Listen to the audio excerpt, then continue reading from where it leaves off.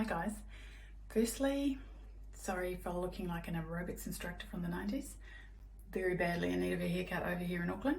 Just wanted to show you a couple of cool pictures that came through from Tony in Ariwa. She took these old photos and just took a photo on her phone, sent them through to me. I'll show you there, can you see that? Family shot. I thought they came out pretty well.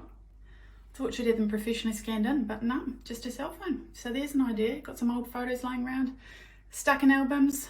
Think would be much better on our fridge so we can remember people. There's an idea for you.